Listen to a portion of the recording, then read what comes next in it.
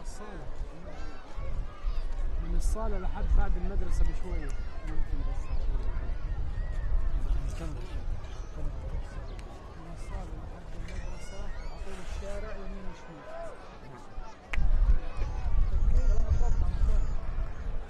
سمعت الكل؟ الكل صراحة وين قبل كان معانا على المكالمة الظاهر ولازم نوقف فيها.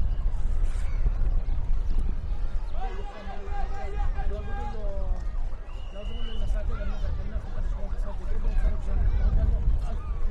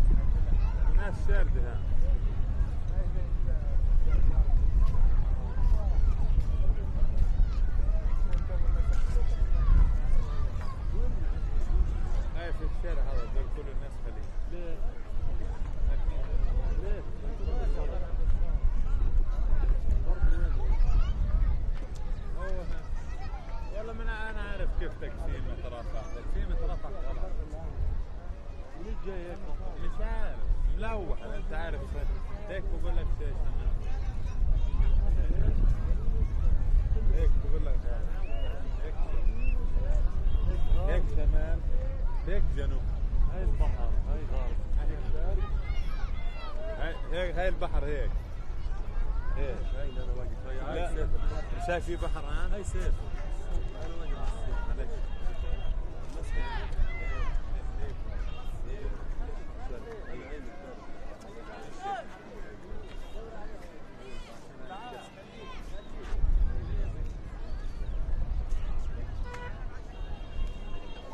يلا طالع ولا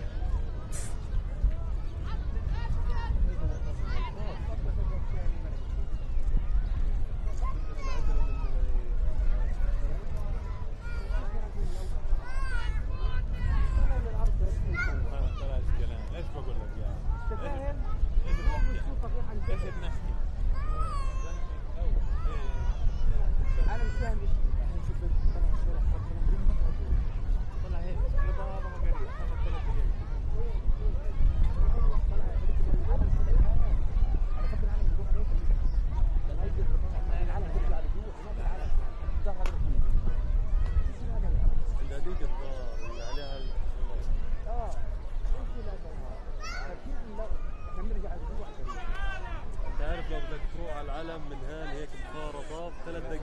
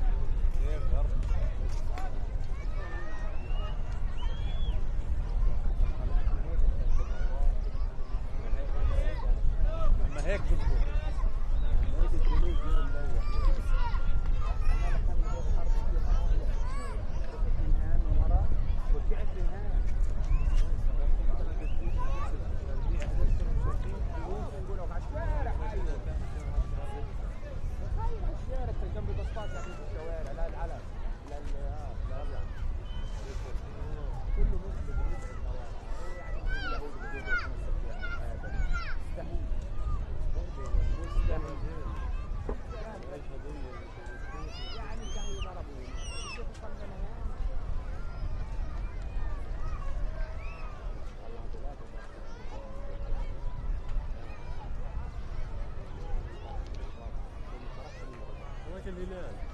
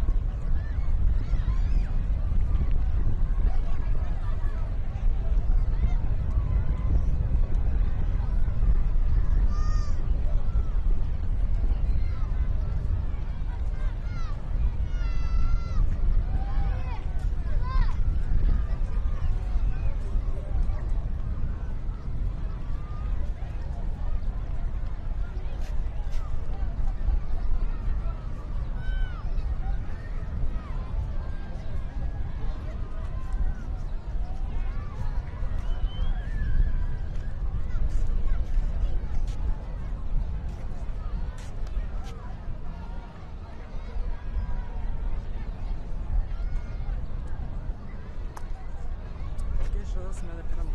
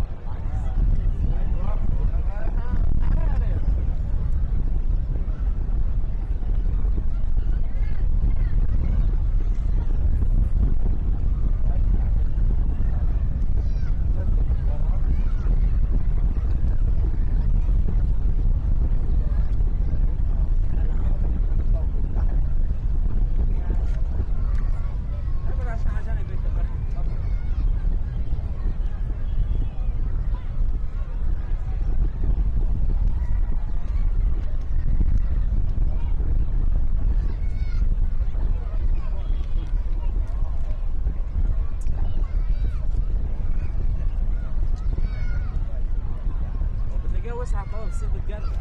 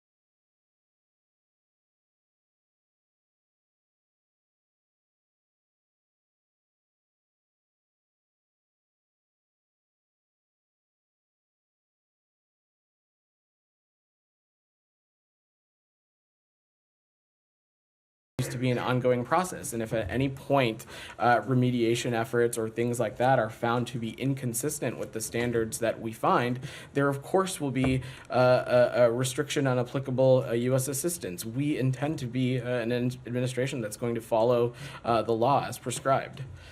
Tom. Oh, sorry. Let me go to Leon because he's had his hand up. Then I'll come to you. Said, of course you're going to get a question. Has there ever been a briefing where you've not gotten a question on this issue? Leon. Thank you. We agree that all this is pre-October 7 and involves the West Bank, abuses in the West Bank, okay? So quite a while ago. I don't know exactly how long, depending on which of the units you're talking about, but I find it a little bit strange that in 4 of those units, they have remediary, corrections that they did, and you accept that, evidently. And in this 5th unit, what sort of additional information could have come through all of a sudden in the last couple of weeks that would make it that you are not able to make the determination yet? And then second question, what kind of remediary decisions are we talking about? Disciplinary? What kind of corrections? Can you speak to that? So on the second point, that's up to the host government. The standard that we expect is that they bring the relevant parties to justice. We cannot have some kind of prescriptive metric, given that each country is different and their procedures as it relates to their own government systems and military systems are different. But our standard for remediation, we expect that of all countries in this case. But beyond that, Leon, it is an ongoing process, so I'm not going to get more prescriptive or specific on the relevant details. Tom, go ahead. I'll just follow up on Yeah, that. yeah. I mean, I'm confused. Do you know whether or not the Israelis have remediated this unit? That is essentially what we are engaging with them on as it relates to this. Again, I can say that in these 5 individual incidents of gross violations of human rights, or for 4 of these units, they have effectively remediated those violations, which is, again, something we expect and want from the countries that which we have security relationships with. It's what we expect of our partners. As it relates to this remaining unit, the government of Israel has submitted additional information. We are currently reviewing it, which is consistent with the memorandum of understanding we have with them. We're engaging with them in a process, and we'll make a decision from there when that process is complete. Okay, but the answer is you don't know. You don't know if they've remediated this unit on these cases, and we don't know what the cases are because you're not. When I say something is mid-process, it's safe to assume. Yeah, but the law is really clear. So the law says no assistance shall be furnished to any unit of the security forces of a foreign country if the Secretary of State has credible information that such unit has committed a gross violation of human rights. So you've made that determination that they have committed a gross violation of human rights. The exception is that prohibition shall not apply if the Secretary determines and reports to the appropriate congressional committees that the government of such country is taking effective steps to bring responsible members of the security forces to justice. So has the Secretary notified Congress that they are taking effective steps? So I'm not a legal or technical expert. Know, and you just said you don't know if they've remediated. So, I'm happy to check on the specifics of the legal process for but you, that Tom, is the and legal get back process. to So you. according to the legal process, you've determined that they have carried out gross violations of human rights, but you haven't determined they've remediated. And yet the Secretary said on April the 19th you had made the determinations. So I'm just really confused about what changed after April the 19th. As I was pretty clear, what I shared was that the government of Israel has shared additional information with us, and that according to the law, that is not an effective remediation. So at the moment, you have a situation where you have determined there is a gross violation, but you don't have remediation. And I can't see any part of the law which says you might decide over a couple of days that it's been remediated and therefore keep the security assistance going. So, like I said, this is an ongoing process. I'm not going to speak to it more specifically, but consistent with the memorandum of understanding that we have with the government of Israel, we are engaging with them, consulting with them as it relates to not just this broader process, but additional information that they've shared, and we'll have more to share in the time ahead. Saeed, go ahead. Bidan. By the way, can you share with us the outcome of the investigation of the death of Omar Assad that actually died while in custody with this unit, Nitsay Ouda? Do we know what was the outcome of that investigation? I don't have any specifics. Could you? I'm look happy into to it? check Yeah, for you. please, Saeed. thank you. Yeah. The other thing is, it seems that Israel has rebuked the United States call, or your call the other day, for investigating the mass grave, the mass burial, and all these things. Do you have any comment on that? So, Saeed, there's been some, and if you'll allow me a quick second, I don't have the right thing here. As it relates to this site, the IDF has been pretty public in that in its search for Israeli hostages, they uncovered graves in the area where Palestinians had previously buried their dead. There has been some pretty consistent public reporting dating back to January that is an area that Palestinians had to bury some bodies, but the IDF can speak more specifically about that process. But you heard me speak to this, you heard the National Security Advisor say, and consistently across this administration, I'd say that the facts matter, and of course, if there is any kind of inconsistency, that needs to be looked into. But I believe that the IDF has spoken publicly about what this is and what this isn't. Okay, so you accept their answer. I mean, their answer was, we did not do that, we don't do this. I mean, that was, and they consider the matter to be over. Do you consider the matter to be over? Saeed, I just said if there are in fact any inconsistencies, then that should be looked into. But based on even just the public reporting, the IDF has been clear about what this is and what this isn't. That being said, we engage with the government of Israel and the IDF around the clock. This is something we'll continue to discuss with them if we need to raise any further issues. Okay, a couple more questions, if you allow me. It has been reported that the U.S. is working with Israel to prevent any kind of ICC warrant of arrest of Israeli Prime Minister Benjamin Netanyahu. Are you aware of that? Is that true? Can you confirm that? It's important to take a step back here, Saeed, that since this president has come into office, we have worked to reset our relationship with the ICC, and we are in contact with the court on a range of issues, including in connection to the court's important work on Darfur, on Ukraine, on Sudan as well. But on this investigation, our position is clear. We continue to believe that the ICC does not have jurisdiction over the Palestinian situation. Yeah, but you did welcome the warrant, the arrest for Vladimir Putin, correct? I mean, you welcomed it. I'm just asking you. Saeed, these are two very different. First of all, I don't appreciate. You literally are, though. You literally are. There is no moral equivalency between the kinds of things that we see President Putin and his and the Kremlin undertake in comparison to the Israeli government. Right. I'm not asking for justification. I'm saying you did welcome it. Right. This is also not the ICC, as you know, is not. We are not party to the Rome Statute. That's true. Let me ask you one last question on the Saudi trip, on the Secretary's trip to Saudi Arabia. It has been said that the Saudis suggested or came up with a proposal that basically says, let's focus on the security issues, arrangement on security issues, the civilian nuclear program, whatever, and leave the normalization, the Palestinian state, to another time when things are more propitious to discuss these things. Can you confirm that to it? Saeed, Did the Saudis submit a new proposal? I'm not going to get into the specifics of our ongoing diplomatic engagements, but we remain committed to the long-term goal of a more stable and prosperous and integrated Middle East region, including through normalization and, of course, also including through the advancement of a two-state solution. The Secretary just addressed this in Capri, that this is something that we have continued to be working on as part of a potential normalization process between Israel and Saudi Arabia. It's been something that he himself has been intensively engaged on. But beyond that, we'll just defer to our Saudi partners to speak to that. As far as you know, there's been no proposal delinking these issues and focusing on the security issue versus the Palestinian normalization issue? Said, we think that an integrated Middle East region should include normalization between Israel and Saudi Arabia, but also the advancement of a two-state solution as well.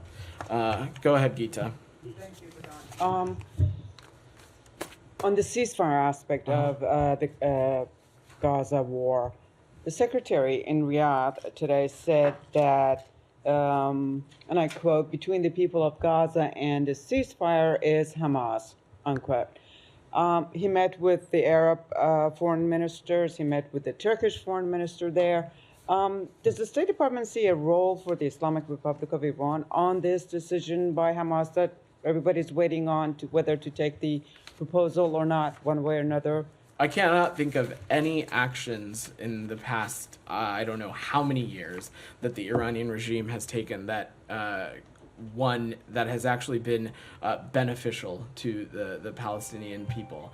What I would just say broadly, any country is welcome to play a positive role, but actions speak louder than words. And when it comes to the actions of the Iranian regime, the track record is pretty clear. They continue to be one of the largest exporters of terrorism. They continue to be a backer and funder of groups that have been focused on destabilizing and bringing violence to the region. So their actions are pretty clear here. Go ahead in the back. Yeah. Thank you very much. On Friday, State Department strongly commended the attack on the Hormuz gas field in Kurdistan. But my question is, how the United States can protect Kurdistan region from militia groups where there is also U.S. investment in the region? So we do strongly condemn the attack on the Hormuz gas field, and we offer condolences to the families of those who were killed, and we wish for quick recovery of those who were injured. And as we've said previously, attacks like this on civilian infrastructure, they're an affront to Iraqi sovereignty. Go ahead, Sam. Yeah, thank you. Let me try to approach the whole Leahy law thing in one or two different ways. You say that U.S. law is applied systematically throughout. Does Israel have nuclear weapons? Because there's U.S. law that says that there should be a funding cutoff under the Arms Export Control Act and the Glenn-Symington Amendments that says that there shouldn't be aid to nuclear proliferators. And Israel is a damn sure nuclear proliferator. But last time I asked, you folks won't even acknowledge the existence of Israel's massive nuclear arsenal. Yeah, I still don't have a comment for you on that. But U.S. law is applied systematically, but you won't even acknowledge Of course, U.S. law is applied systematically. But you won't even acknowledge the empirical reality of a nuclear weapons arsenal. I don't have anything for you on that. All right, let me try a different fact then. Tomorrow there will be a decision issued by the International Court of Justice. Nicaragua invoked the Convention on the Prevention and Punishment of the Crime of Genocide. Not just simply, to punish genocide, but to attempt to prevent it in real time. Nicaragua's lawsuit says that it is, quote, enabling Israel to perpetuate genocidal acts, quote, Germany has provided political, financial, and military support to Israel, fully aware at the time of the authorization that the military equipment would be used in the commission of grave breaches of international law by this state and in disregard of its own obligations. As I understand it, Nicaragua is doing this against Germany and not the U.S. because the U.S. has a reservation in the Genocide Convention saying that it will not adhere to any judgments by the International Court of Justice. But it doesn't have to invoke that. My question to you is, would the United States invoke that, or if a state wanted to go to the international court, will the United States actually adhere to international law and say, we will not invoke this way of bailing out of the legal system? We will actually abide by a court decision. Sam, let me say a couple of things there. First, we've been incredibly clear on this, dating back to a number of months, that we find allegations of genocide in this current ongoing conflict in Gaza to continue to be unfounded. That was the case previously when similar matters were brought before the ICJ, and that continues to be the case. And let me just say, when it comes to our partners in Germany, they share our convergence on the importance of doing everything we can to make sure hostages are released, to make sure that there is more humanitarian aid going into Gaza, and that everything can be done possible to make sure that this conflict ends as quickly as we can. But I'm not asking you for your alleged assessment. I'm asking you, will you adhere to a court ruling from the I'm just not going to World Court? engage in hypotheticals, Sam. No, it's Go not ahead, a Ellen. hypothetical. Ellen's- It's a, will you adhere? Go ahead, Ellen. I was just going to say Secretary Blinken himself has made clear that there's not remediation by this unit. The letter to the House Speaker says that Blinken will work to identify steps to get Israel on a path of remediation for this unit. And as my colleague here pointed out, that's not in the Leahy Law. The Leahy Law doesn't say you can enter negotiations to try to bring a country into I would not mediation. call it negotiations. We are engaging with the government of Israel on facts and on information that is consistent with the memorandum of understanding that we have with them. I think it's also important to remember we want to see remediation when it comes to our partners and countries in which we have longstanding security partnerships with. Rabia, go ahead. Yeah. Gaza University protests, which have intensified across American campuses over the past week, with students making several demands, including calls for policy changes and calls for a ceasefire in Gaza. And according to a poll by CNN over the weekend, young Americans under 35 disapprove the administration's handling of Israel's war on Gaza. And, many countries, including your allies in the region, also expect you to change course and put more pressure on Israel.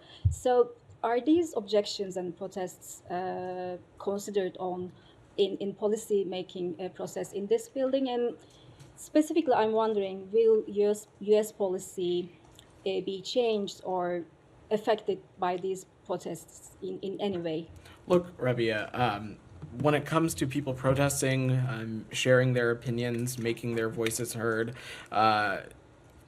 that is something that is consistent with the First Amendment. It is consistent with things we see in this country, and certainly people have every right to do so, including people who may have differing viewpoints on foreign policy that we're pursuing.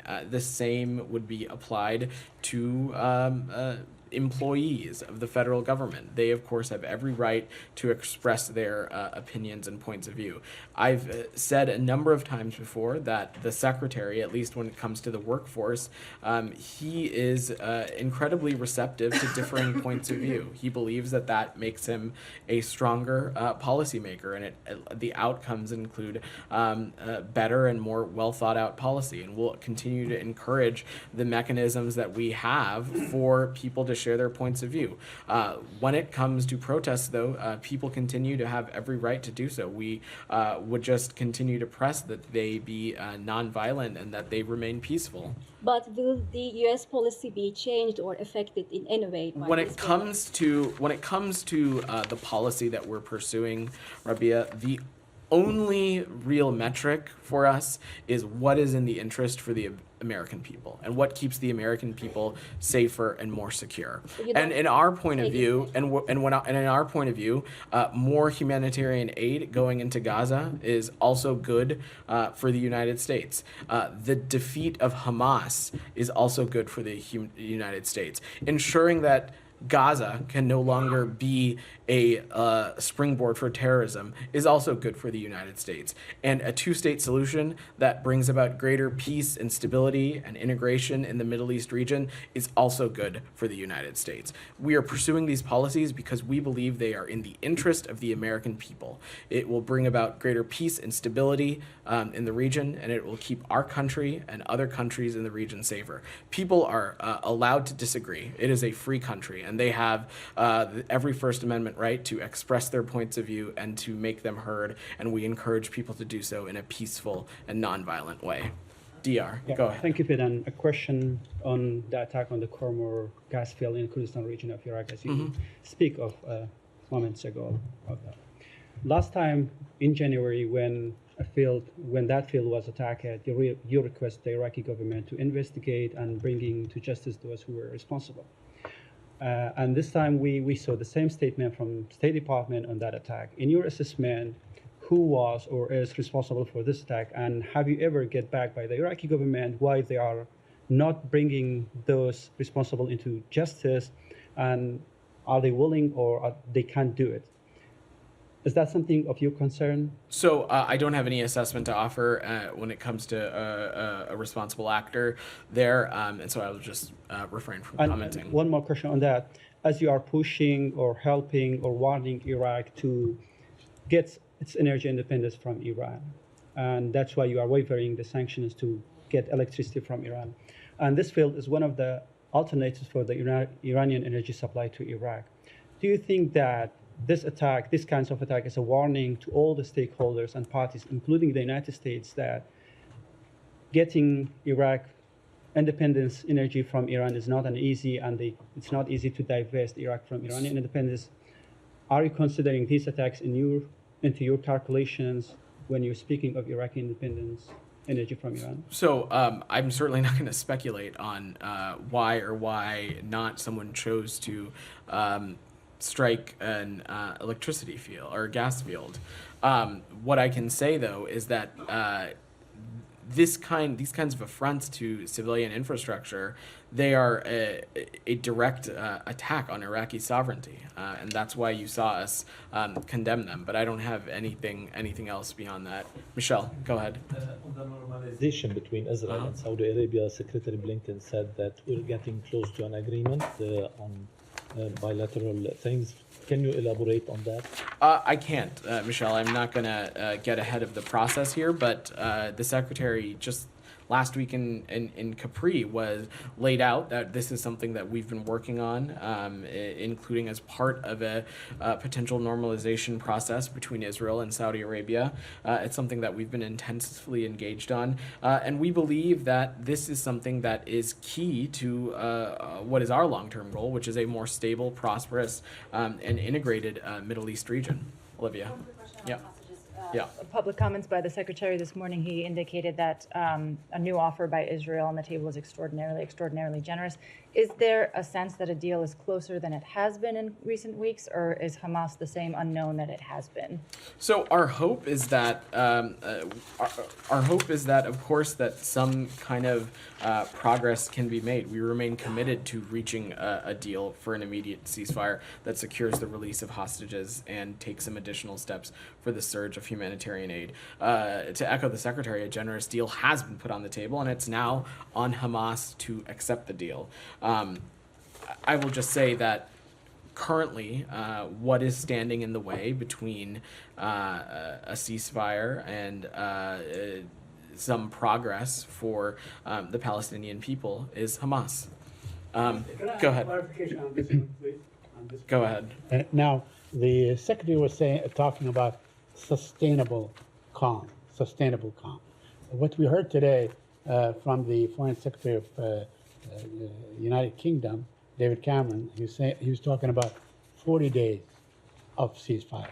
Could I'm not going to be prescriptive about this process, Saeed, beyond saying that we're committed to reaching a deal that includes an immediate ceasefire, that includes the release of hostages and additional humanitarian aid. It's something that we're continuing to work towards. As the Secretary said, a generous deal has been put on the table, and really the responsibility now is for Hamas to accept But it. it includes no time. No, I'm 30 not going to days. be prescriptive about the process, Saeed. Go ahead. Go ahead. I just want to follow up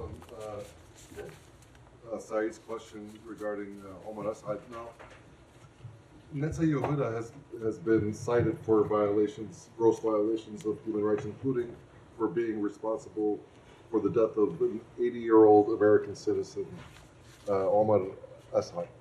So that took place almost 2 years ago, 2022, and now you're saying that Israel presented new information and that there's a discussion for remediation of that military unit. What kind of new information, provided almost 2 years later, could make the family of Omar Assad, an American citizen, feel like they've received any kind of justice? So I'm not going to speak to the specifics of this process because it is ongoing, but remediation is what we want to see in as many of these instances as possible. That is what we expect of our partners, and that's what we expect of countries that we partner with. But beyond that, I'm not going to get ahead of this. I will also note that if at the end of our engagements and discussions in this process with the government of Israel, it is found that processes are inconsistent with what is laid out in Leahy, or if information is inconsistent with what is expected under Leahy, there will of course be a restriction on applicable U.S. assistance. As I said to one of your colleagues, we intend to be an administration that follows the law, and that is also true in this case here. Are you Jani, in touch with the family to explain all this to them? I don't have any specific conversations to read out. Jani, go ahead. On two questions on Russia, North Korea, and China. It has been reported that the Russian ship transporting North Korean weapons is using a Chinese port and is currently docked. What measures is the United States taking in response to China's toleration of arms trade with Russia and North Korea? So, look, Jenny, we have,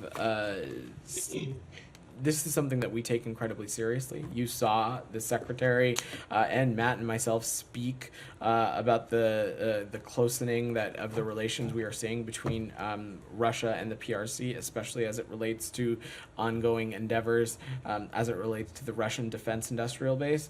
We think that is not just risky to the region, but it is directly an affront to Ukraine. So we're going to continue to take appropriate steps to hold relevant actors accountable. On Alex, China, go ahead. quick, Yeah. Chinese Foreign Minister Wang Yi met with Secretary Blinken last week and urged the United States not to step on the forbidden line against China's sovereignty. What specifically does the forbidden line on sovereignty mean? Is this China's red line? So this is not a new position of ours, Jani. Over the course of our engagements with the PRC, since Russia's aggressive, unjust, and illegal infringement on Ukrainian territorial integrity and sovereignty, we have made clear, including to the PRC, that any kind of provision of lethal assistance from the country, from the PRC, would be unacceptable to the United States, and we would take appropriate steps to hold them account should that happen. We reiterated that and will continue to reiterate that in every engagement that we have. Alex, go ahead, and then we're going to wrap. Staying on Russia, then I have a couple more on the South Caucasus. You can get one. Over the Go weekend, ahead. yeah, thanks so much. Over the weekend, Russia arrested 2 more international reporters, one working for AP, another one for Reuters. What do you know about their cases, and do you have any response? Yeah. So I don't have specifics that I can get into, Alex. Again, when in any of these situations involving detention, we're dealing with privacy areas as well. But to take a step back, the Kremlin has an egregious track record when it comes to its crackdown on media freedoms, its crackdown on journalists, its detention of journalists. I would point you no further than the case of Evan Gershkovich, who continues to be wrongfully detained by the Russian Federation, and we're going to continue to do everything we can to ensure the release of both Evan Gershkovich and Paul Whelan. All right, thanks everybody. Thanks.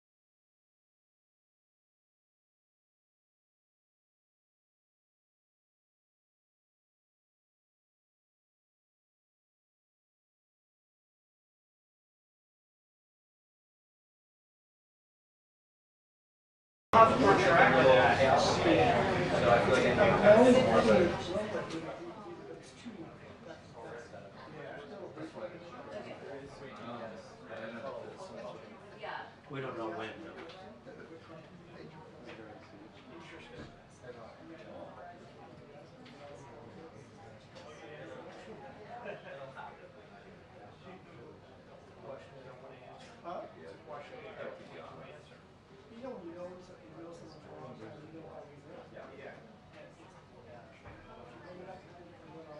What are we hearing about this thing? Still happening today?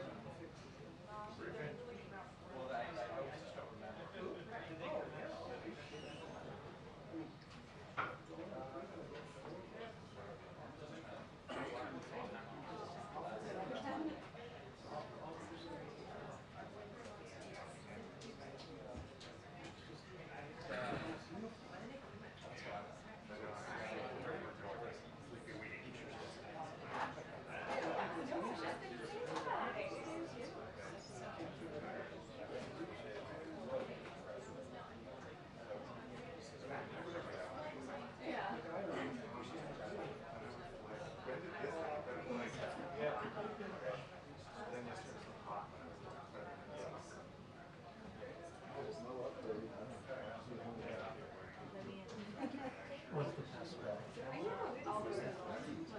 Oh, that's definitely not.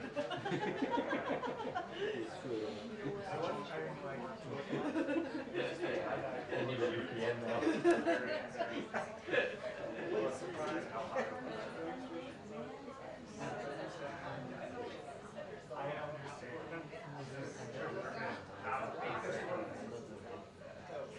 Maybe just mental.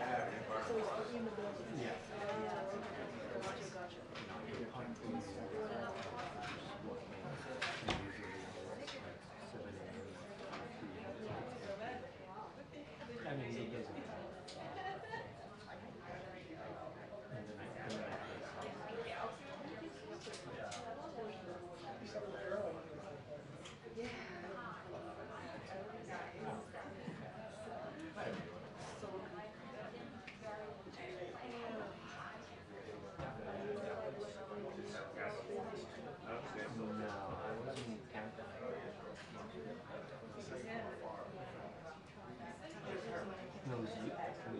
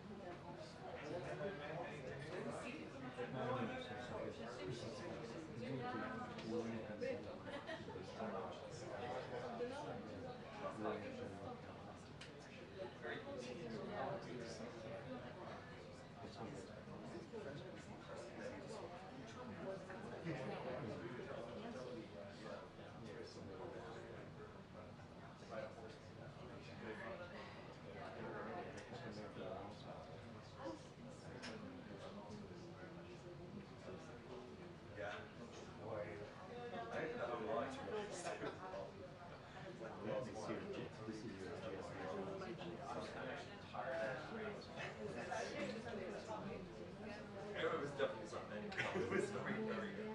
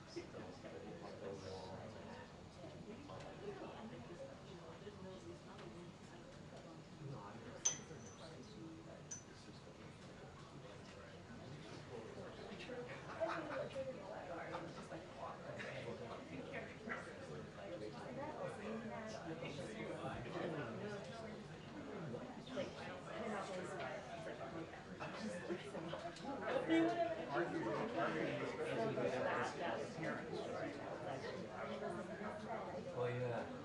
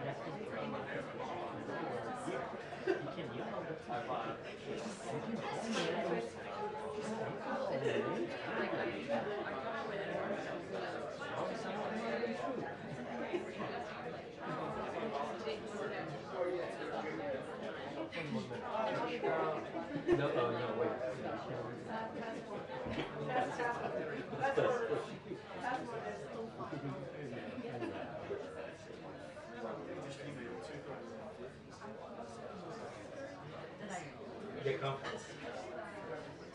20 more minutes. Maybe. Maybe not. Four. Still 30. 30? No.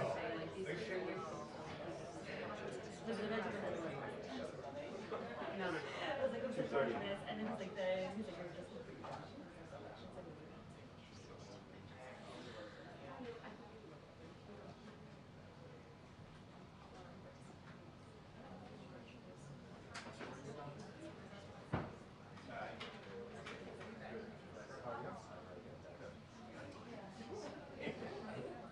shot.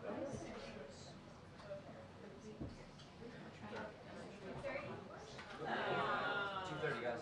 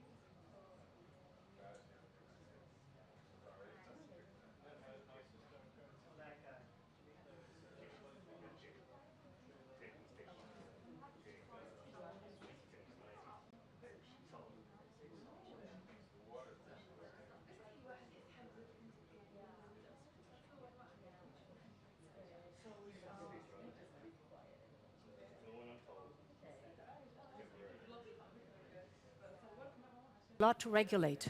For example, the Digital Services Act, to make sure that the platforms take responsibility for the content they provide, or the Digital Markets Act, to make sure that the big ones are not the gatekeepers, but there's fair access to the market for every provider. And what AI is concerned, I understand your worries, but what we've done is be open for the immense possibility and innovation power that AI has. Okay. And on the other hand, regulate, and therefore there is from the European Union a strong push for the world to regulate this field. Okay, thank you. Mr. Ghilecci, I saw your jolly waving. Yes. Well, since I didn't have a chance to touch on foreign interference, I'd like to address a question now to Ms. von der Leyen. It's obvious that corruption is one of the, let's say, biggest weakness when it comes to interference. I'm not accusing you of being influenced in this case by Russia, but my question is this, Ms. von der Leyen. You have several files open against you. If you are appointed for a next mandate, do you commit here to be radically transparent and cooperate with the prosecution in the context of the files that were open against you? Listen, we have a judiciary that is independent, and of course the judiciary creates the transparency that is necessary. I respect our independent judiciary. But do you commit to be transparent? That was the question. I am judiciary transparent. does. I am transparent, and it is the judiciary that deals with that. Maybe just to follow up on that, because the far right is using, several parties, including the far right, is using Pfizergate against you in this campaign. Do you regret the way you've brokered these deals? Look, the topic you are mentioning, the vaccines of the pandemic, first of all, life-saving. We have achieved to vaccinate at least with one shot 80% of the Europeans. We should not forget that. How were these contracts made? So they were approved by the member states. Each individual member state had a contract with a pharmaceutical company. They were signed by the member states, not by the Commission. And the money that flowed was by member state money and not Commission, not European money. So very clear transparency on that one, and that is being discussed. Thank you. Mrs. Strack-Zimmermann, now that we're talking about the rule of law, Hungary's tactics may inspire other member countries that break the rule of law. Countries can try to undo the penalties by threatening to veto, such as Hungary did with the support for Ukraine. Is the EU becoming hostage to its member states? I think there is a possibility that you have the paragraph 7. So there is a possibility to explain this, for example, Hungary, that if it's, if it's, how could I say, the rules of law in their own country, and it affects the whole European Union. And so you have to tell them if they don't stop it, then you could use the paragraph 7 to say there's no possibility for Hungary, for example, to vote anymore in the EU. And I think we have to be really strong in this case. Otherwise, we lost this really free and independent European Union. Mrs. Rosberg?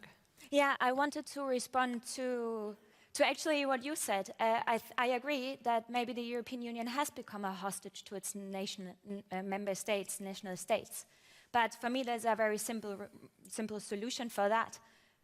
Strengthen the European Parliament, give it the right to actually also act and not only react. And then the other solution to that is, as a counterweight to the national states, strengthen the Committee of the Region and make sure that all regions are heard. And it's not only about the capitals and the member states. Thank you. Mr. Fitzsimmons?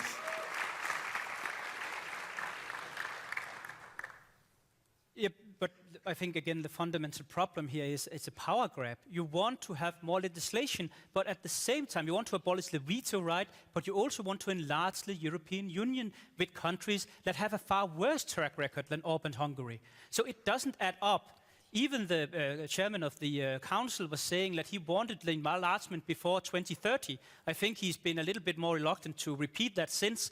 But when you're talking about 8 to 10 new member countries with a worse track record than what we know today, you are gambling with rule of law. And nobody wants to debate that because it's become a holy cow that you cannot debate the merits of this enlargement. Thank you. Mr. Ghilecci, fundamentally the EU is a democratic peace project. But nevertheless, we saw this rule of law dismantled in Poland, in Hungary, and now under threat in Slovakia. How can the EU better protect itself and its rule of law?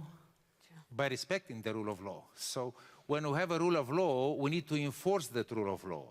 This is why you have the European Court of Justice and we have European institutions that they need to tackle such situations. So I personally believe, as Ms. von der Leyen said earlier, that justice should be independent. And when it comes to an issues like this, the rule of law, somebody breached the rule of law, then justice has to say its word. Who is guilty, who broke the rule of law, and what should be the sanctions for the breaching the rule of law. So again, we cannot invent anything else that we already have here in place in every democratic countries. You have justice, you have judiciary, that they decide who broke the law and who not. Thank you. You will barely believe it, but it takes us to the end of our debate. We would now like to invite our candidates for closing statements of no more than 1 minute. We're going to start with you, Mrs. Rosberg. You have 1 minute. Take it away. Well, actually, I want to use this time to ask you here on stage one last question, and that is what you see when you look around in the room. Because what I see are 1,000 young people with dreams and hopes and imaginations of how their future will look. I will not become the next Commission President, and I will also not be an MEP. But most of you will. And I need you to remember this view. I need you to remember that when in power, you're not just deciding directives and regulations, you're deciding about the future of our generation. You're deciding whether we protect our democracy or walk into chaos, or whether we let borders unite us or we let them divide us. Those are the choices you need to make. If I could, I would know what I would choose. But most of all, I would choose a Europe our generation is proud to belong to.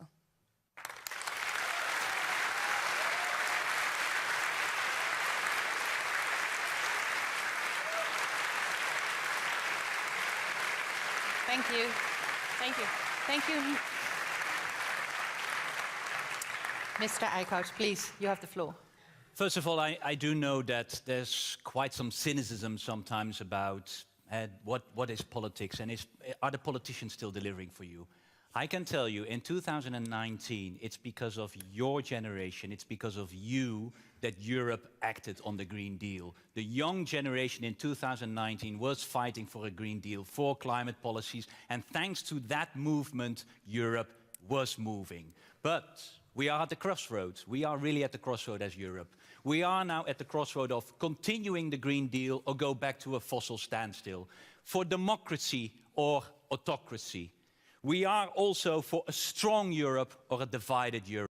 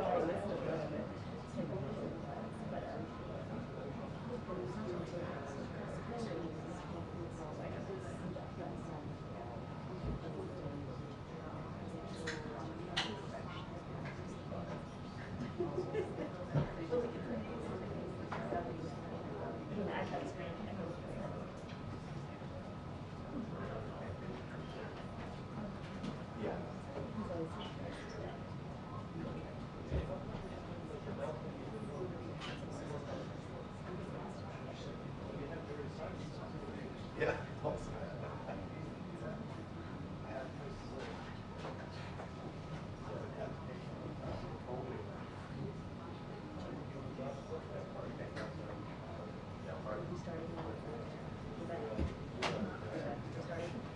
Well, I don't know what it's pretty close.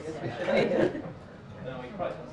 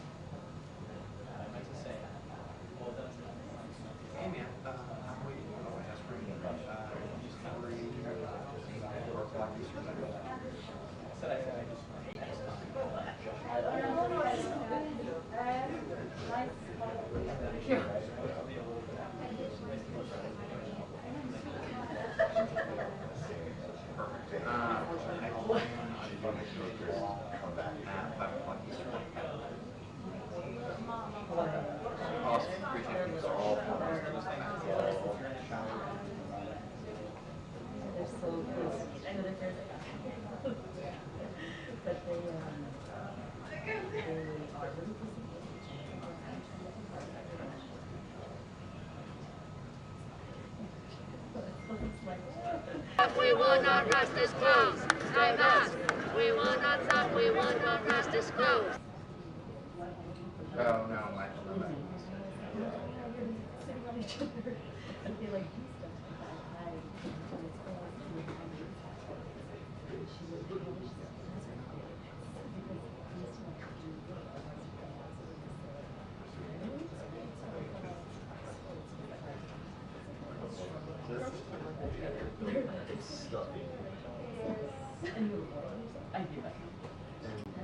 The sheer fatigue and anger just so you're in for it.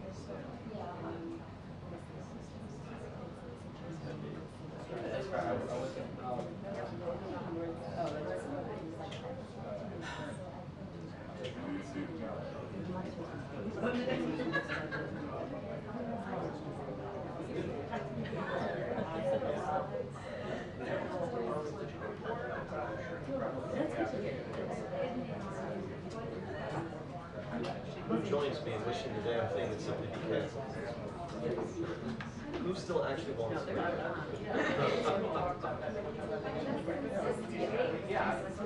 Oh yeah, you feel like you've got it. But the prospect of it being canceled altogether is more welcome to me now than another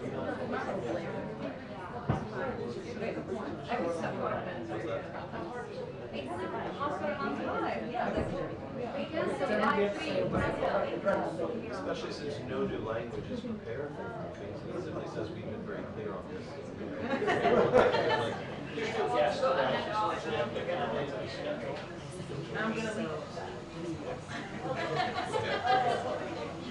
I have to be super careful because your question involves nouns. What you want to do.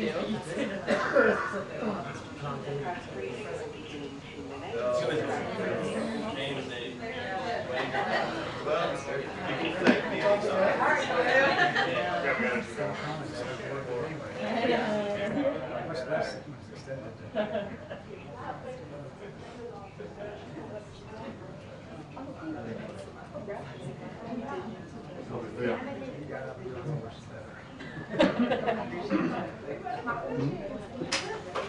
Too late already.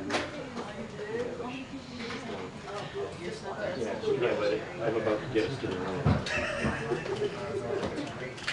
Which is nice, I went to school in Europe. Well, yeah, it's free. So, I never had to hang out with her. She's going, she's back to Washington State. That's a good school though. Yeah. Was it? Yeah. Don't study through. Yeah, exactly. So we can like be on the front lines.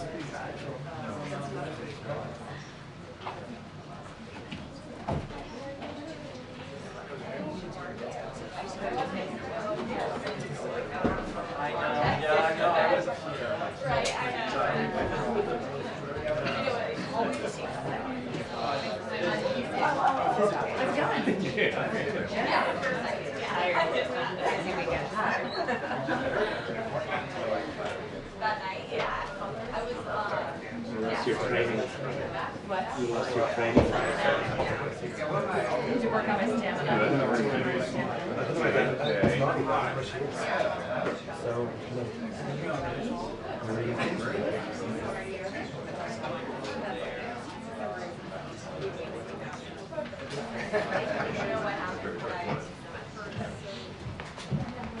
Hey, good afternoon, everyone. Happy Monday.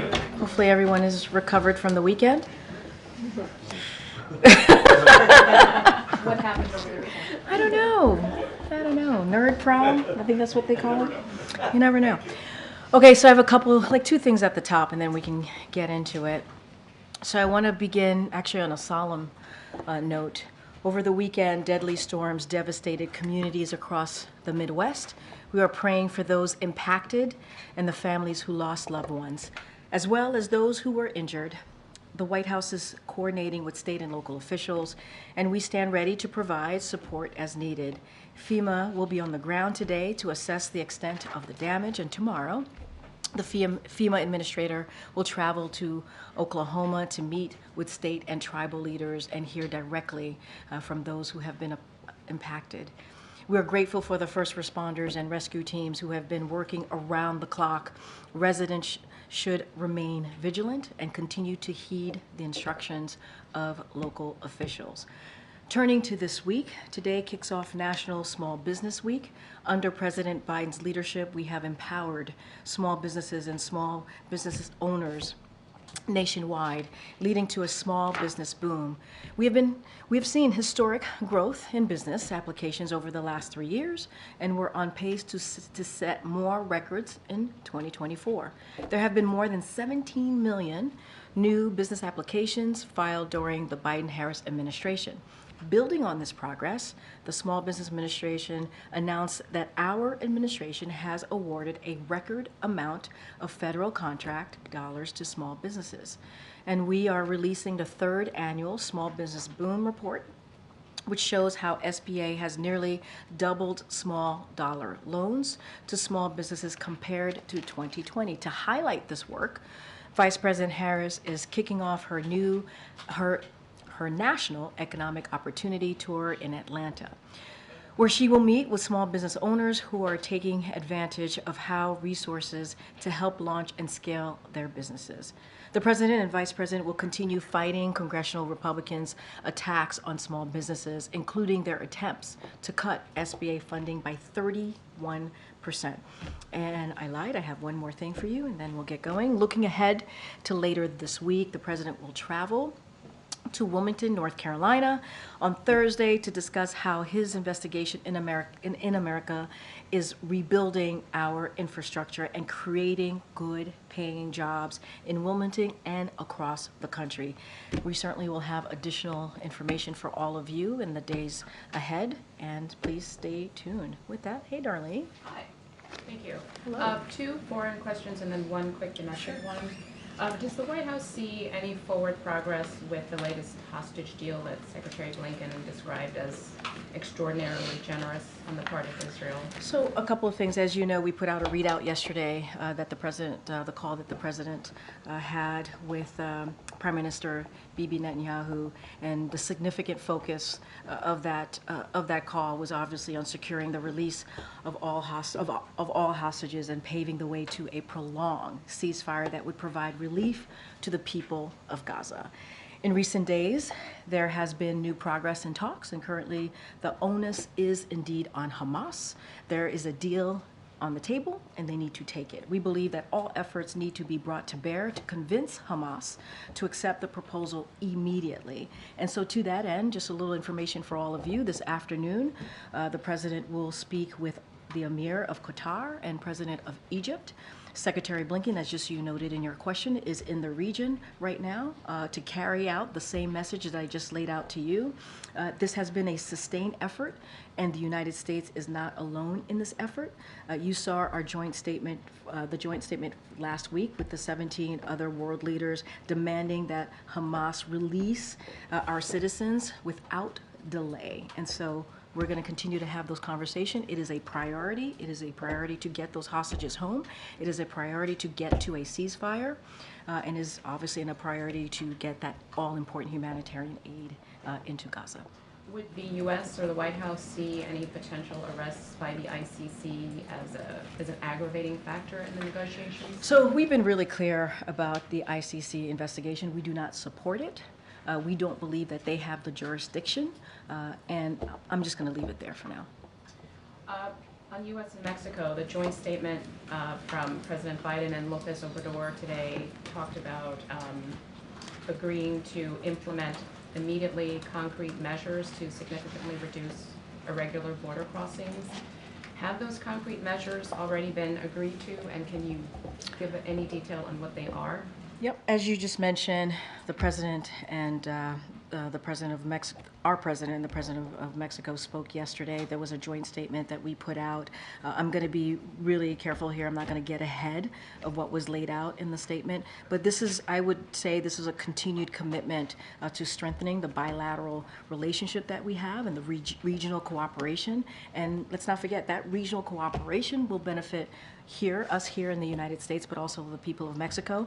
So I'm not going to go beyond the readout, that joint statement that came out.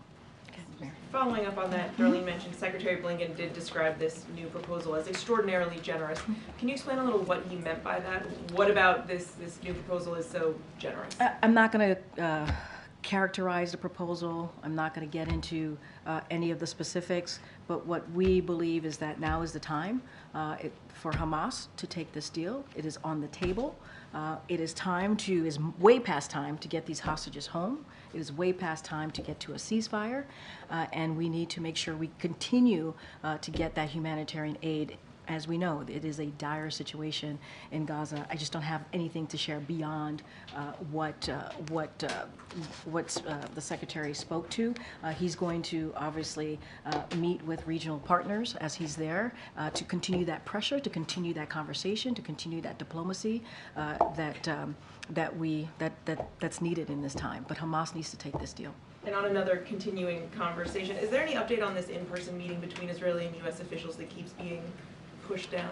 Are you talking about the Rafah, Yes. in regards to the Rafah operations? Look, as you know, Israel has a lot on their plate. They had to deal with what occurred with Iran, and so they've been pretty busy, and in the last couple of weeks, having to protect their security. And so we have had 2 virtual meetings that Jake Sullivan, the National Security Advisor, has led. We believe that they've been productive. We believe that the Israeli government is taking our concerns into account, and those conversations are going to continue. But is it still your expectation that there will at some point We be would, yes, we would like to have an in-person meeting. That is certainly what we would like to do. But in the meantime, we've had 2 important virtual meetings. And in the readout yesterday, we mentioned that the Rafah, potential Rafah operations did come up between the 2 leaders in their conversation. And just on another topic where obviously everyone's watching today what's going on at Columbia University, has the president or anyone from the White House spoken to university leadership? Is the president satisfied with how they're handling the situation? So I will say this. Look, and we've said this many times, this is nothing new. The president has always been clear that while Americans have the right to peacefully protest, that's something that we believe here in this administration. He stands squarely against any rhetoric, violent rhetoric, any hate threats. And physical intimidation and hate speech. Obviously, we believe, and we have said, anti-Semitism is dangerous. It is hate speech, and it is abhorrent. And there is no place for anti-Semitism on campuses or anywhere else. It is a painful moment. We get that. We get that it is a painful moment that Americans are dealing with. And free expression has to be done within the law. And we're going to continue to be very clear about that. That has not changed. We've been very consistent. Jeff. Thanks, Craig. Does the White House have a reaction to the World Central Kitchen's decision to restart operations in Gaza? Can I just first say that the work that humanitarian aid workers do is brave, is incredibly important, and it is good to hear that they are going back to do the brave work that they continue to do, not just in Gaza, obviously in Haiti and Sudan and many other places around the globe, pardon me. And so we're happy to hear that. As you know, the president had a conversation with the prime minister about making sure that we deconflict and protect the lives of humanitarian aid workers as they're out there being brave, offering assistance to Palestinians in Gaza. And so we have seen some steps being taken by Israel to do just that, and we will always encourage and continue to have those discussions with Israel to do more. And so we are certainly encouraged by that, by humanitarian aid workers from WCK going back out there, and also encouraged by the steps that the Israeli government has taken to make sure that more humanitarian aid gets in. Did you consult with them at all about that decision, and are you confident that the aid workers are not going to be at further risk? So we're going to continue to be very clear with the Israeli government on making sure that they are protected, humanitarian aid workers are protected, and we have seen some progress in that deconflicting, and we've seen aid increase. I do want to lay out a couple of things that in the aid, humanitarian aid going in, that we've seen increase. Overall, nearly 5,000 trucks have entered Gaza since early April. That includes almost 200 humanitarian and commercial trucks trucks a day on average entering Gaza in the last 3 weeks. Some days 400 plus truckloads enter. The United States conducted over 30 airdrops for relief supplies, including over 1 million meals, 141,300 bottles of water to Gaza as of April 28th. And a lot of that is because of the president stepping in and making very clear that we need to do more. And the United States have led in the effort on getting that humanitarian aid. Just lastly, a follow-up on Mary's question. Does the White House support peaceful protesters at Columbia or elsewhere being threatened with being removed from the school or being put on discipline or probation? Is that, do you think that is fair? So, got to be super mindful. These are institutions, some of them are private, some of them are public, and it is up to their leadership, university leadership and colleges to make that decision. Not going to weigh in on that from here. We're going to continue to say all Americans have the right to peacefully protest. At the same time, we have to call out any hateful rhetoric that we hear. Anti-Semitism is wrong, and so we're going to continue to do that.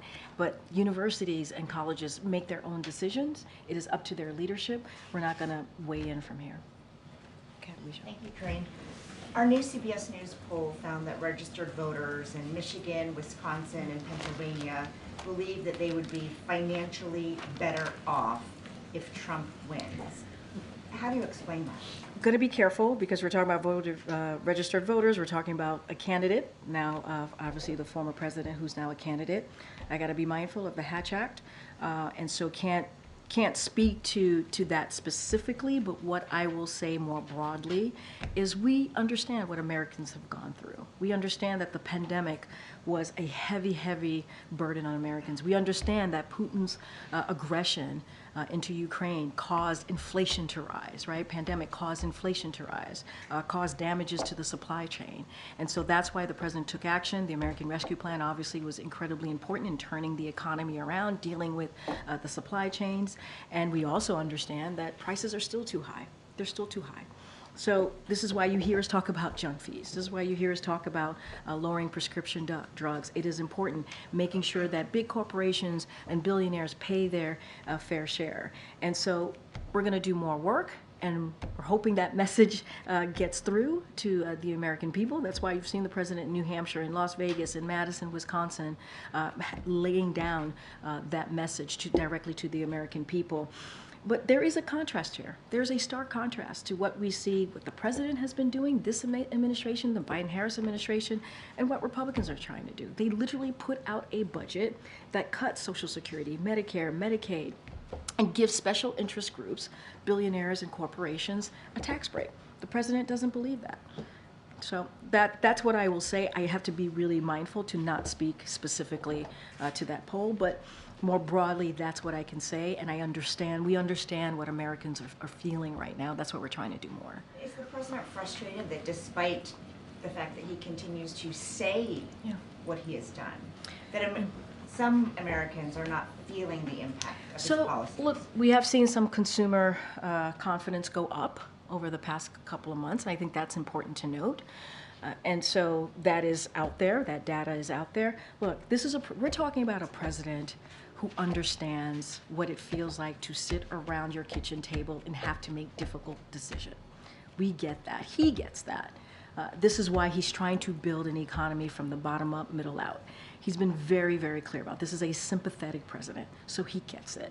So he's not going to be frustrated by that. What he's going to do is continue to do the additional work to lower cost and do everything that we can there, and to go out there and speak directly to the American people. I think that's the most effective way to do that. Just one quick follow-up on Jeff and Mary, and correct me if you are Jeff and Mary. Jeff and Mary. I'm sorry. Your colleagues. It felt like Jeff and Mary. Oh gosh. All right. So I do know who you guys are. Right? I'm sorry if I missed this, but is the answer no? The administration has not been in touch with anyone at Columbia. I don't have any readout. I should have answered that in I believe that was Jeff's question. I don't have any calls to read out to you of conversations with any university leaders at this time. Obviously, the president's going to go speak at Morehouse, and so we've been in touch with them because he's going to deliver a commencement speech. He's looking forward to doing that. It is such an important moment in time for graduates, and he's going to go obviously to West Point. Those are the two that he's doing. Go ahead. Thanks. Thanks, Corinne. I wanted to go back to last week. The administration announced that it was again delaying. Last week. I know. All the way back a few All the days way ago. back. The administration announced that it was again delaying potential ban on menthol cigarettes. Yeah. What do you say to critics that say this decision is prioritizing politics over health outcomes? And Yeah. can you give a timeline for this decision to actually be made? So, look, Secretary Becerra obviously put out a statement on this, I believe on Friday. And I'll say this, look, the rule garnered a lot of attention, historic attention, and during the public comment period, obviously. And so we got an immense amount of feedback, and this is including various comments and feedback from civil rights organizations and also the criminal justice movement. And we want to be really mindful to that. And so obviously there's more conversations to be had, and we have to really address the concerns of civil rights leaders and also the criminal justice leaders, and also the many, many Americans who wanted to make sure that their voices were being heard. And so it's going to take more time. I don't have a timeline. This is an OMB process. They're going to run through that process, and we just want to make sure that we deal with this significant policy issues that are in front of us right now. The Secretary of State met with the Saudi Crown Prince today. Obviously, they're talking primarily about the hostage ceasefire deal, but I'm wondering, headed into the summer months, if that conversation or any conversation with the Saudis recently have touched on oil production and what you'd like to see from them. So look, I don't have anything to say about that piece. I think the State Department, this is Blinken's trip, if that came up, they will have more to say on that. I don't want to lose the importance of the Secretary being in the region right now. We have to get this hostage deal done. It's on the table for Hamas to take. The Secretary is going to meet with regional partners, and it is time only Hamas is standing in the way right now. It is time to move. We got to get these hostages home. We got to get to a ceasefire, and we got to continue to get that humanitarian aid. It is dire. The situation is dire in Gaza, as you all know. The last quick one, the Washington Post had a lengthy story today detailing efforts by Indian intelligence services to carry out an assassination in the United States. Now that some of those, I know you were asked about it when this first emerged, but now that the details are known, can you talk about how, if at all, this has impacted our relationship with India? Yeah. What steps we may be taking to make sure that something like this doesn't happen? So any specifics, there's an investigation, as you know, going on. So as you just stated in your question to me, and a criminal investigation, the Department of Justice obviously is running that. So anything specific to that, I would have to refer you to the DOJ. Look, India is an important strategic partner here in the United States, of the United States. So we are pursuing an ambitious agenda to expand our cooperation in several areas. As you know, we've been really consistent about that and have laid that out multiple times, whether it's a meeting here with the Prime Minister or a meeting abroad. This is a serious matter, and we're taking that very, very seriously.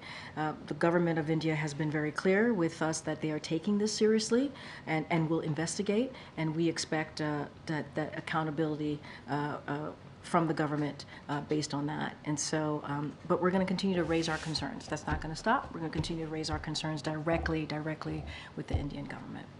Okay, Gabe. Corinne, with regards to the ICC's potential warrants, I know you said that it's the White House's position that the ICC does not have jurisdiction, but did the issue come up yesterday during the President's call with Prime Minister Netanyahu? I don't have anything to read out beyond the readout. I don't have anything to lay out there. Obviously, and I said this moments ago, what was significantly discussed, the primary focus of that call was obviously that hostage deal, getting to a ceasefire, getting humanitarian aid into Gaza. That was incredibly important, and obviously our continued support for Israel's security. That continues to be ironclad. Obviously, that we've shown that, but we need to get to that hostage deal. We need to get the hostages home. We need to get to a ceasefire, and that was the primary conversation. And obviously, the Rafah operations was discussed as well. Is the U.S. directly involved in any diplomatic effort to prevent those warrants from being issued? I don't have anything beyond that. Look, we just don't. We don't believe it's in the ICC jurisdiction in this situation. We do not support the investigation, and I think that kind of answers that question when we say we do not support this and we do not believe it's in their jurisdiction, ICC's jurisdiction. Excuse me. No, sorry. I'm sorry. No. Just have a little bit to say. It was okay. Okay, go ahead. Switching gears to another topic and following up on what you said earlier about the protests in Colombia. Earlier you talked about how you didn't want to comment on what school administrators might do, but the protesters themselves have now defied a 2 p.m. deadline. Should they leave?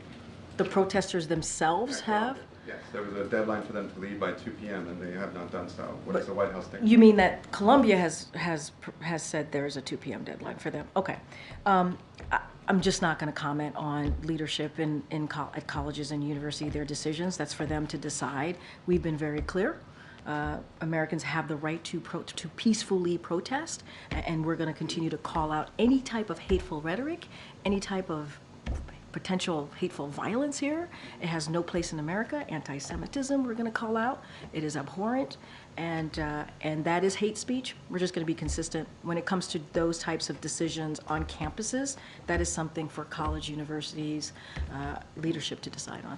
And finally, one more, Corinne, as a dog lover himself. Oh gosh. What does the president and the White House think about Kristi Noem's upcoming? Yeah, I saw that. It's very sad. It's very sad. It's a sad story. That's all I have for you. It's sad. Go ahead. Thanks, Corinne. More broadly, is the White House concerned about safety issues at university graduations this year? I'll say this, and I kind of said this at the top. Commencement day for college kids is such an important day. You all know that. I'm sure you all have experienced how important it is that day, not just for you or for them in this case, but for parents and loved ones who are here to celebrate their loved one graduating from college, and that is really important. It is important that Americans are given the opportunity to peacefully protest.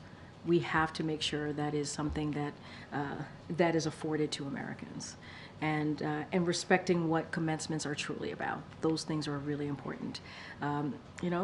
We hope that schools can hold commencement celebrations while respecting difficult viewpoints that we're seeing right now in these issues, and we understand that it is a painful moment.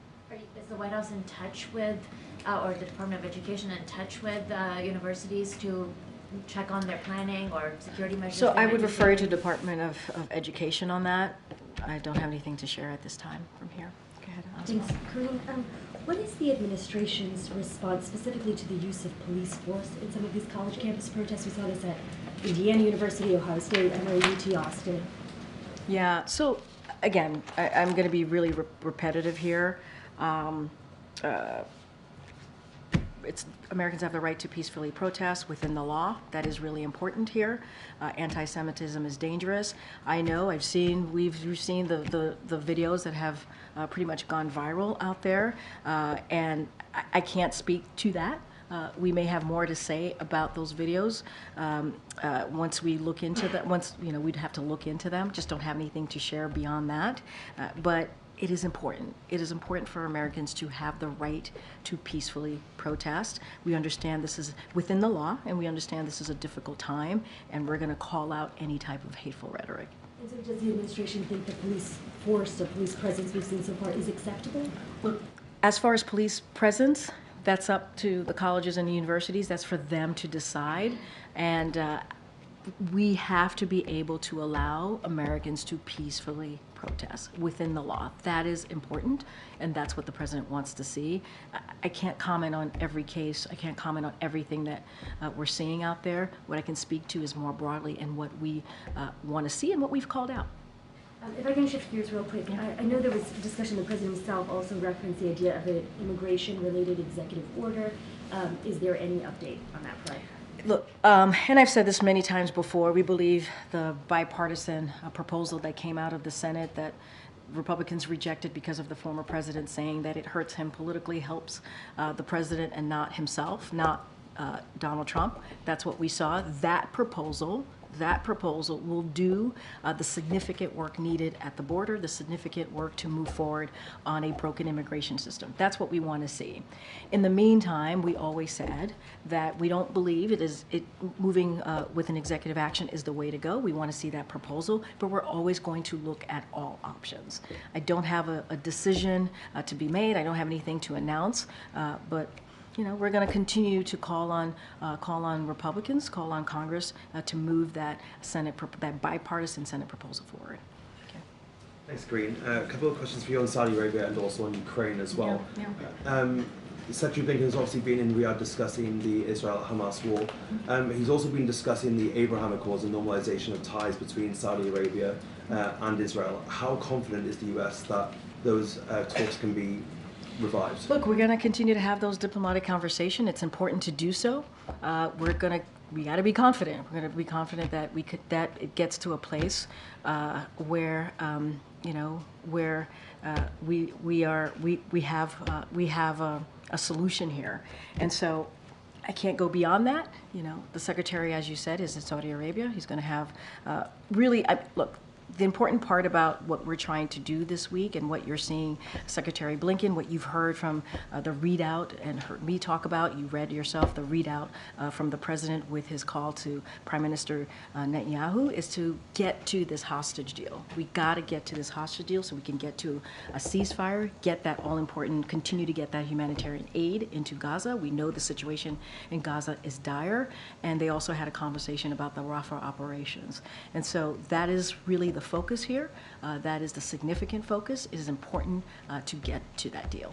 The U.S. also said that it's preparing to offer a security package to Saudi. What would that entail? I don't have anything to share on that. Okay. On Ukraine, Ukraine's lost more ground in the last couple of days as it awaits U.S. aid to get there. Is there any updates on the state of that shipment? So the aid into Ukraine is ongoing. They have been receiving that security assistance. I'm going to be really mindful here because there are operational security that I want to be careful. And what we hope is it gets to the front lines so that Ukraine could continue to defend itself. And like you said, they have lost ground, and so we're hoping to get that security aid to the brave people in Ukraine. And so look, it's ongoing. That aid is getting into Ukraine. I want to be really, really mindful on speaking to operational security from here, from the podium. I would refer to the Department of Defense for anything further. Okay, go ahead, Garen. Thanks, Corinne. First on, as you mentioned, the Vice President kicked off her economic opportunity tour today in Atlanta, which is a majority black city. Next week she'll be in Detroit, another majority black city. It seems like the administration is trying to reach black Americans in particular as relates to the economy. Data suggests that black Americans feel economically burdened and are not aware of some of the work that the administration has done. According to an Economist YouGov poll, only 22% of black Americans feel they are they feel like they're not economically better off than they were a year ago. Does the White House believe that this tour, or hope that this tour will help change perceptions amongst black Americans as it relates to the economy? So a couple of things. I think Weijia asked me this question, but a more broader sense of how people are feeling about the economy. And we think it's very important, the Biden-Harris administration, to go out there and to talk directly to the American people. We believe that if they hear from us, they will know exactly what we've been doing and how we've been delivering. But we also understand that people are still feeling that prices are too high. They feel that the economy is not working for them. And so we're going to lay out what we've done this past three and a half years almost in this administration. And as it relates to the black community, when the president walked in, unemployment was above 9%. Now it's at a record low in the black community. Now it's at a record low around 5%. That's because of the work that this president has done. Black wealth jumped up by 60%. That's important. That's because of the work that this president has done. But we understand, especially as it relates to the black community, housing is important. We understand that prices, again, are too low. And so we're going to do the work in the black community, yes, but also for all communities. And so having that conversation, and we believe this tour that the vice president is going to do is important. But we're going to speak to all communities, black communities and every other community out there who have felt what the pandemic has done and what the high inflation that came after Russia's war into Ukraine. And so we're going to continue to do the work, whether it's talking about junk fees, lowering prescription drug costs, which we've been able to do, continuing to do that, healthcare costs more broadly.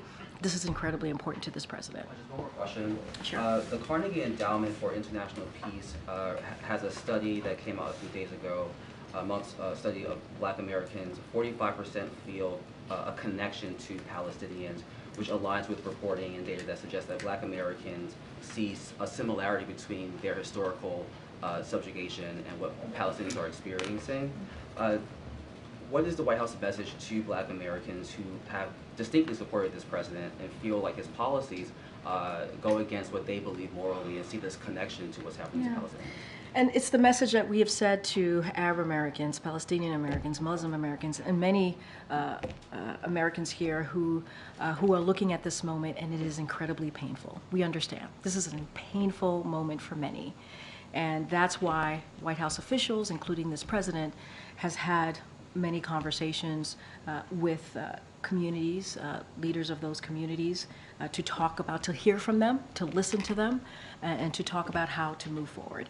And it is also why it is so important that the president spoke to the Prime Minister of Israel yesterday. That is also why it's important that we see the Secretary Blinken in the region this week to talk about how do we get to a hostage deal that will lead getting Americans home, getting hostages home to their loved ones, but to also lead to a ceasefire. We understand how important it is. And we get that the dire humanitarian aid, the humanitarian situation in Gaza is dire. That's why we've done an uptick and spoken direct conversations with the Israeli government on what we can do to get more aid into Gaza. And so that's what we're seeing.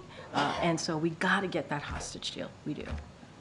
Thank you, great. I wanted to see if you could just elaborate on how the president is taking in some of the scenes from college campuses around the country. He doesn't have any public events on his schedule today. Is he watching some of the coverage? What's his reaction been? Well, I can tell you the president is, like he does every day, is having meetings with his senior advisors, with his team here on an array of issues. I just mentioned that he's going to have conversations with leaders in the Middle East region to talk about this hostage deal, to make sure that we get this done, get Americans home, hostages home more broadly, and make sure we get to a ceasefire. That is something that is incredibly important that Americans want to see. As you're talking about the protesters, they want to see this war end, and that's what the president wants to see, get to a ceasefire.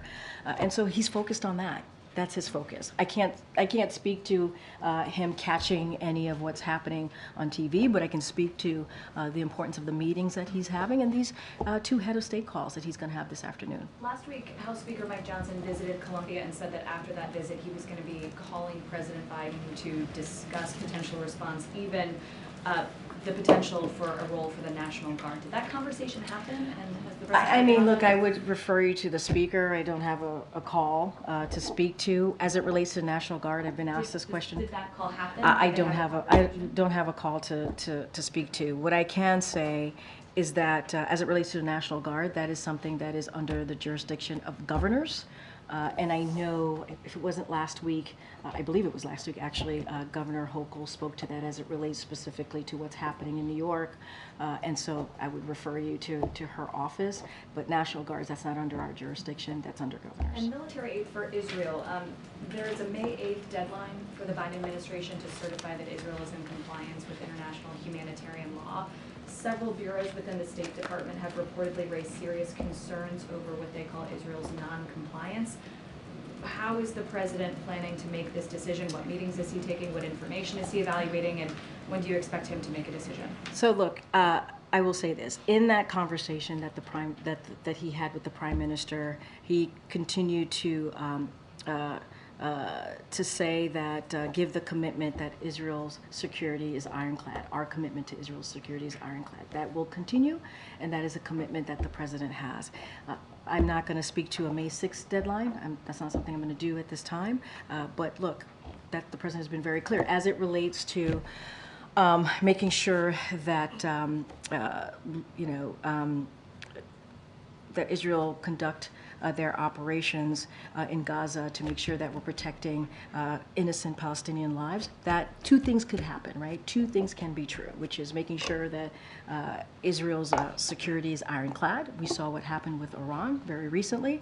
They live in a neighborhood that is tough, and they will continue to need that support. So two things can be true. We can give that commitment to that ironclad commitment, but also have those conversations with Israel about making sure that they conduct their operations in Gaza to make sure that we're protecting innocent Palestinian lives. Since the president's last call with Prime Minister Netanyahu, which was yesterday, between the call 2 weeks ago or 3 weeks ago and the call yesterday, Congress has newly authorized about $16 billion in additional military aid. Did President Biden communicate what it would take for the U.S. to begin dispersing some of that aid? Progressives have urged him to place conditions on it or to use it as leverage over Israel. Look, I've been very clear. Two things could be true. We're going to have give our commitment to Israel's security, that is ironclad, and also have those conversations with Israel about making sure that how they conduct their operations in Gaza protects innocent Palestinian lives. Hence the conversation about Rafah operations, right? The two virtual calls that Jake Sullivan, our national security advisor, has led, and we're going to continue to have those conversations. It is important that we protect Palestinian lives, innocent Palestinian lives, as Israel continues to defend itself. It is important that they are able to do that, but we have to make sure that also in those conversations that they conduct their operations in a way that innocent Palestinian lives are happening. I don't have anything beyond that. We've been consistent about that. I know Jake Sullivan spoke to this just last week when he was at the podium. Ken. Two topics, if I can. First, right before we came out here, there were reports of a shooting in Charlotte, North Carolina, involving law enforcement officials. Were you guys aware of that? No, that's actually the first time I'm hearing about that. Obviously, I want to be really mindful since I don't have all the information. We'll certainly look into that and see what's going on there. You know, police officer, law enforcement officers put their lives at risk every day, and so, you know, that is, if that is indeed true, it is very sad news. And we also know gun violence is an epidemic in this country. That's why the president's doing everything that he can to make sure that we deal with this epidemic, and by, as you know, signing 24 executive orders, starting an anti-gun violence White House office, the first ever, and passing the bipartisan legislation to deal with this. We need to do more. We need to do a lot more, and we're going to continue to ask Congress to do so. And second topic, the Affordable Connectivity Program runs out of funding this week. What is the White House plan to get this renewed? Are there conversations about trying to get this included in the FAA reauthorization? So I got a couple things that I do want to say about that. Despite repeated calls from President Biden, congressional Republicans have not extended the Affordable Connectivity Program. This essential program has helped millions of Americans participate in school and work, access health care, and stay connected with their loved ones and more. We announced earlier this month that we are encouraging providers to take steps to keep their consumers connected at this crucial time by offering low-cost, no-cost plans. We'll continue to push congressional Republicans to take action, and anything else to that, I will refer to FCC. Do you see it potentially ending up with the FAA? Or if this is like the last big bill that could be I mean, look, we can continue to call on, obviously, continue to call on Congress to act here and take action, and so that's what we're going to continue to do. But obviously, we've taken some steps so that consumers can protect themselves. Okay, Danny. Thanks, Karine. Just on Rafah, the readout yesterday from the call with Netanyahu said that the president had reiterated his clear position, but didn't say what it was. Can I just can you just clarify to us exactly what the position still is at this moment? Yeah, I mean, it hasn't changed, Danny. We have concerns about a major military operations in Rafah. We've been very clear. There are more than 1 million Palestinians in Rafah, and we believe that they need to be protected. Whatever operation they want to move forward with, and we understand there are Hamas operators in the region, and we understand that there are concerns there. And so we have shared our concerns with that, and we believe that they're going to take our concerns into account. And we're going to continue to have those conversations. There were 2 virtual meetings that were led by Jake Sullivan, as I mentioned before, but our position hasn't changed. Is the position that you have concerns about that, or that the president would oppose an operation? We have concerns. We have concerns about that, and we want to talk and discuss and continue having those conversations about what their potential plan might look like. And we believe they're going to, we're going to have further discussions, and they're going to certainly take our concerns into account. And so I'll just leave it there. And you haven't had the credible plan yet? We have not seen a credible plan yet. Okay. Thank you so much. For the first time in public, the president urged Russia to release sorry, I'm going to say that again. Alsu Kurmasheva. Yeah.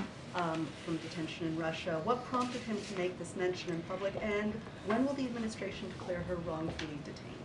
So, look, and you heard from the president, obviously, he talked about it during the White House Correspondents' Dinner. He believed it was an opportunity, speaking in front of all of you, to talk about what journalists have to go through and how brave it is for journalists to go out there and deliver, really deliver the news and reporting to the public. And it is important to lift that up. It is important to speak to that. We believe, and I've said this many times from this podium, journalism is not a crime. It is not a crime. It is not a crime here, it's not a crime there, and it's not a crime anywhere. And so as it relates to her designation, that is something that the State Department has spoken about. And so we're gonna just leave that to the State Department. Obviously, we've shared our concerns about her detention, and so I would refer you to them. And the State Department has shared their concerns about her detention. But it is a designation that the State Department makes. Got it. So today we heard China's government denying an accusation made by Secretary of State Blinken that they were seeking to interfere in the U.S. election. Does the White House share this concern, and what are you doing to combat it? Well, the Secretary is speaking on behalf of this administration, so obviously we share those concerns. But we're going to continue to have those diplomatic conversations. Secretary, is delivered a message there, and I just don't have anything beyond that. And then finally, you just mentioned 2 head of state calls this afternoon. Yeah. Who are they? Is one of them perhaps President Erdogan, and are they still talking about a possible meeting? I don't have anything to share. I thought did you hear what I said about who he's going to be calling? No. The Emir, he's going to call the Emir, and Egypt. Those are the 2 he's going to call today. I know you're trying to get me to say about Erdogan. I don't have anything to share on that. Go ahead. Good afternoon.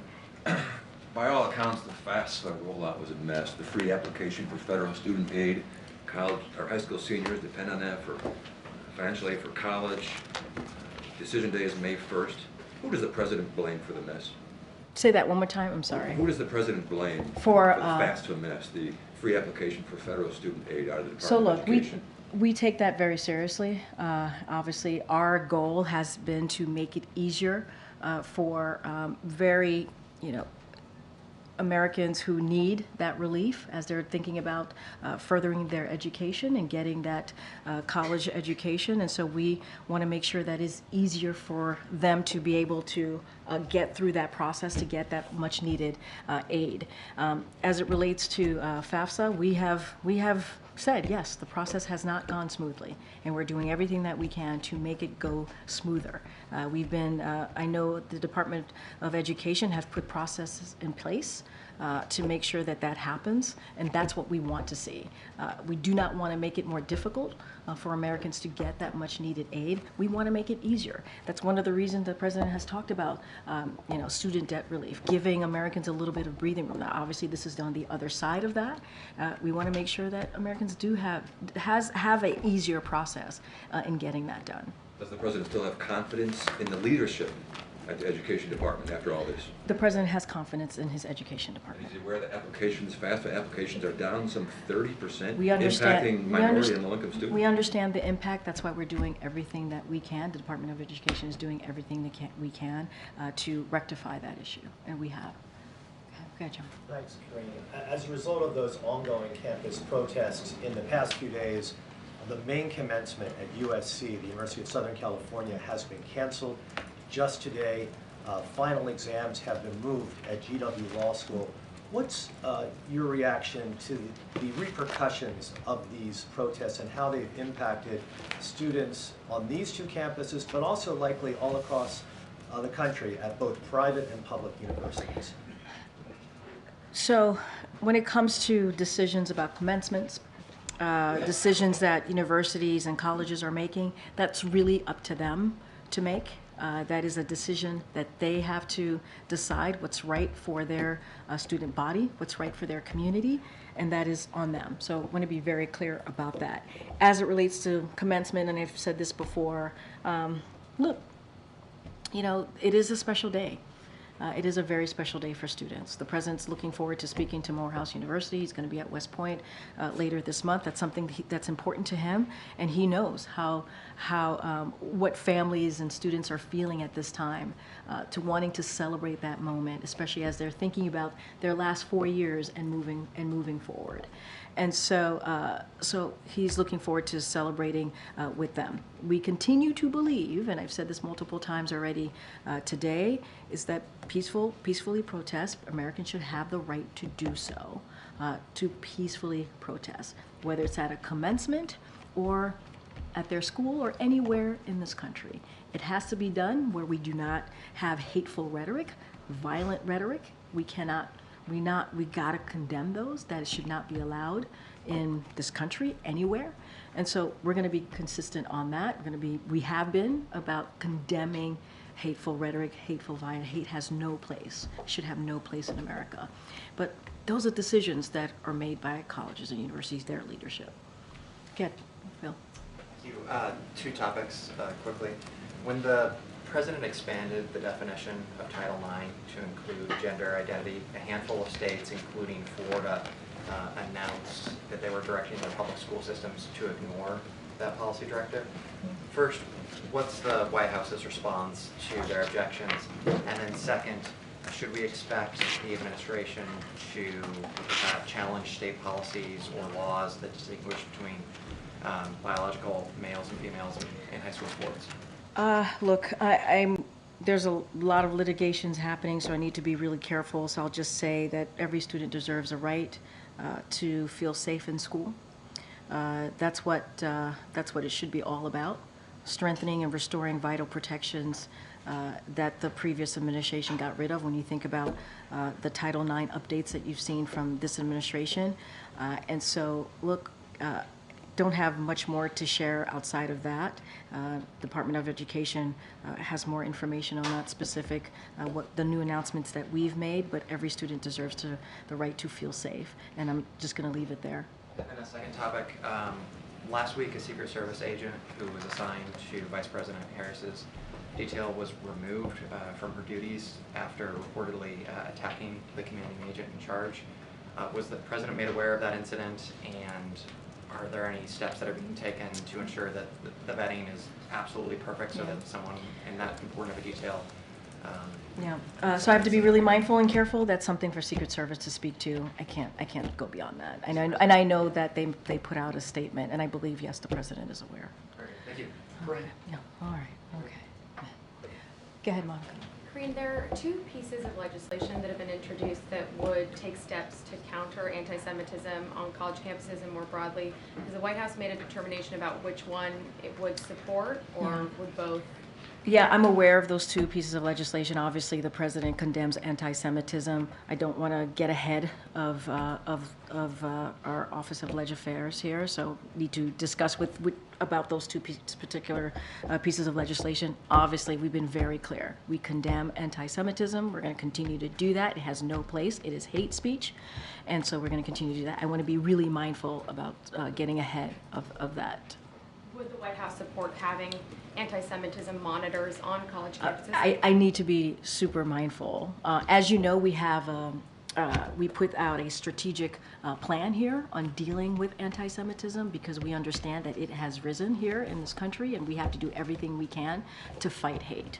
And so we put together a comprehensive plan. I just want to be mindful. I have not spoken to anybody about these two particular legislation. Don't want to get ahead of the team here, but the president has been very clear, very, very clear. I've said it multiple times throughout this briefing that we condemn anti-Semitism and any form of hate.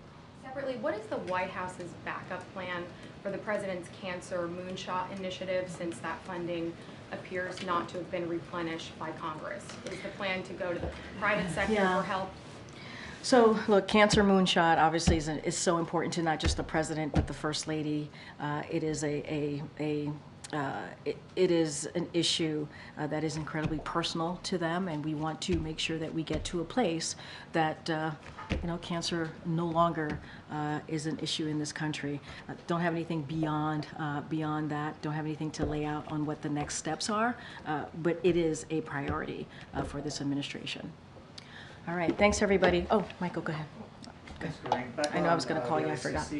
Just wondering how concerned is the ICC? Yeah. I'm just wondering how concerned is the administration that any potential charges against Israeli officials could maybe jeopardize the ceasefire talks? Look, I'm not going to go beyond with what I've said. We don't believe the ICC has the jurisdiction. We don't support this investigation, and I'm just going to have to leave it there for now. Thanks, Michael. All right, bye everybody. Thank you.